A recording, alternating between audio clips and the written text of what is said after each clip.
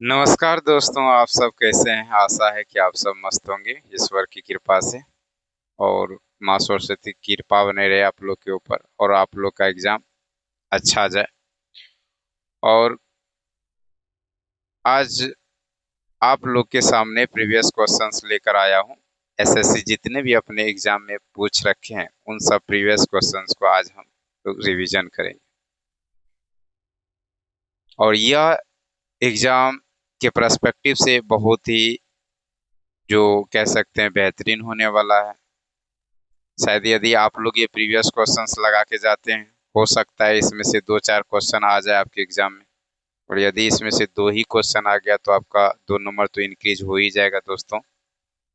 तो ठीक है, स्टार्ट करते हैं। और यदि आप उससे पहले यदि आप हमारे चैनल पर पहली बार विजिट किए हैं तो चैनल को सब्सक्राइब कर लें और बेल को प्रेस कर लें ताकि आपको डेली का नोटिफिकेशन मिलती रहे।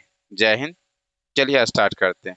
आज का पहला क्वेश्चन है, भारतीय संगीत की उत्पत्ति को निम्नलिखित में से किसके साथ जोड़ा जाता है। तो इस क्वेश्चन का जो राइट आंसर होगा, पहले ऑप्शन देख लेते कौन कौन सा दे रखा है। तो ऑप्शन है ऋग्वेदिक संहिता, ऑप्शन बी यजुर्वेदिक संहिता, ऑप्शन सी सामवेदिक संहिता और ऑप्शन डी अथर्ववेदिक संहिता। तो हमारा जो दे रखा है भारतीय संगीत की उत्पत्ति, तो वो हमारे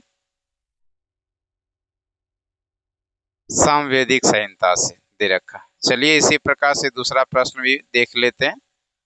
दूसरा प्रश्न है, निम्नलिखित में से किस वेद में चमत्कारिक शब्द और मंत्र दिए गए हैं।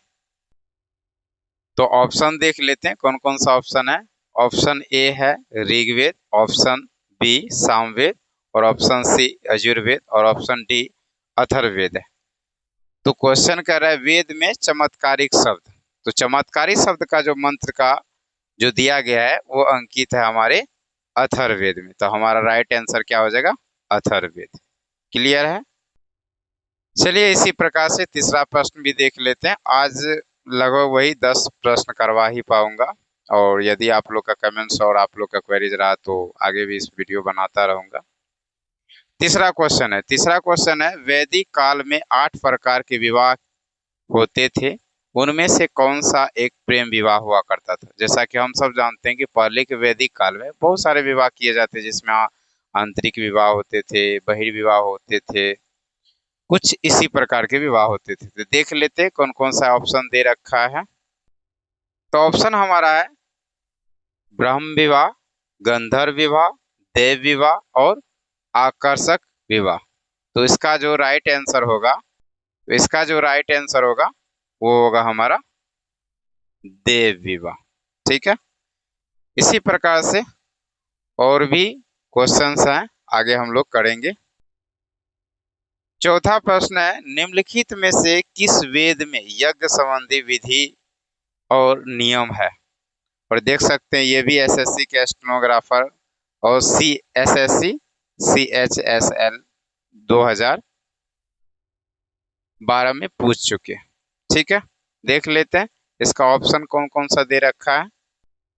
तो ऑप्शन हमारा है option A Samaveda, option B Rigveda, option C Yajurveda और ऑप्शन डी अथर्ववेद है। तो हमारा जो करेक्ट आंसर होगा वो होगा यजुर्वेद।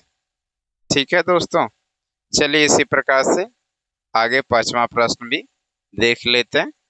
पांचवा प्रश्न है, यह भी एसएससी सीपीओ और एसआई एसएससी और CSIFB में पूछ चुके हैं और दिल्ली पुलिस में भी पूछ चुके हैं। ये प्रश्न देख लेते हैं, ये एग्जाम के लिए बहुत ही मोस्ट इम्पोर्टेंट हो। कई बार क्या होता है कि एसएससी जो होते हैं, आप प्रीवियस क्वेश्चन को उठा के देखिएगा तो कई बार क्वेश्चंस क्या होते हैं, रिपीट करते हैं, हमें पता नहीं होता। इसीलिए कई बार आप कई व्यक्तियों से, कई टीचर से सुने होंगे कि क्वेश्चन जो है ना, प्रीवियस क्वेश्चन ज्यादा से ज्यादा लगाना चाहिए।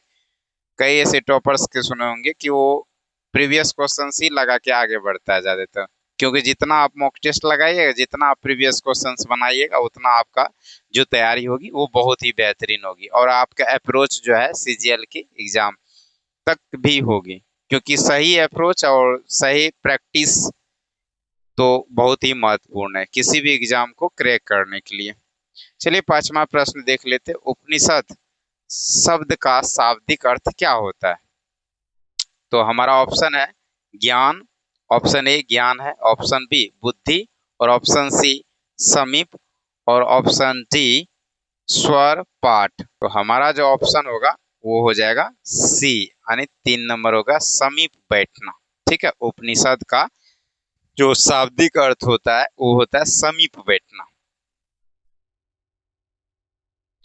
छठा प्रश्न देख लेते हैं। जिस ऋषि के बारे में कहा जाता है कि उन्होंने दक्षिण भारत को आर्य बनाया था, वह कौन थे? देख लेते हैं हमारा ऑप्शन सब क्या है। तो हमारा ऑप्शन है पहला याज्ञवल्क्य, ऑप्शन बी वशिष्ठ, और ऑप्शन सी अगस्त्य, और ऑप्शन डी विश्वामित्र। तो हमारा जो राइट आंसर होगा वो होगा हमारा 3 नंबर यानी सी का अगस्त्य। इसी प्रकार से आठवां प्रश्न देख लेते हैं।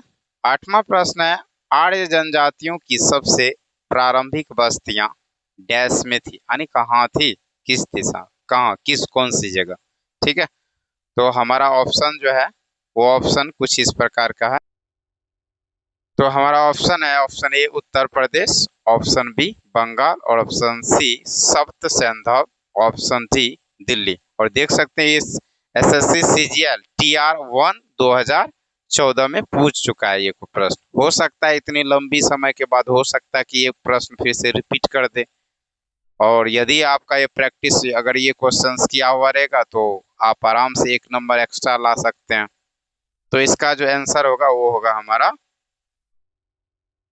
3 नंबर यानी सप्त सैंधव। ठीक है दोस्तों, यदि आपको ये वीडियो यूजफुल लग रहा हो तो चैनल को सब्सक्राइब अवश्य कीजिएगा। इसी प्रकार से 9वां प्रश्न भी देख लेते हैं। सत्यमेव जयते शब्द किस उपनिषद से लिया गया है? हम सबको पता है सत्यमेव जयते, क्योंकि कई बार पैसों जो भारत के जो नोट होते हैं उस पे भी, नोट नहीं सॉरी, सिक्के जो होते हैं उसके नीचे भी अंकित रहते हैं सत्यमेव जयते, और नोट पे भी लिखे रहते हैं। तो सत्यमेव जयते का हम सब जानते हैं कि सत्य की विजय होती है हमेशा। तो ये कह रहा है कि ये किस उपनिषद से लिया गया है? तो हमारा ऑप्शन है option A Akshi Upanishad, option B Mundaka Upanishad, और ऑप्शन सी गरुड़ उपनिषद, और ऑप्शन डी महावाक्य उपनिषद। तो हमारा जो राइट आंसर हो जाएगा वो ऑप्शन बी हो जाएगा करेक्ट आंसर। मुंडोक उपनिषद से ही लिया गया है सत्यमेव जयते शब्द। ठीक है दोस्तों, और इसी प्रकार से 10वां प्रश्न भी देख लेते हैं।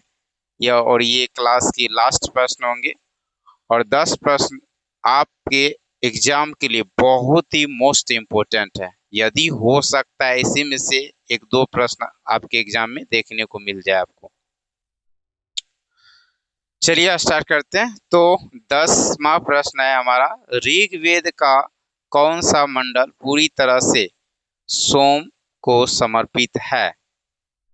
ठीक है, तो हमारा जो 10वां प्रश्न है ऑप्शन है 7वां मंडल, ऑप्शन बी 8वां मंडल, और ऑप्शन सी 9वां मंडल, और ऑप्शन डी 10वां मंडल। हमारा जो राइट आंसर होगा वो होगा ऑप्शन सी यानी तीसरा 9वां मंडल में। ठीक है दोस्तों, आज के क्लास यही समाप्त होता है।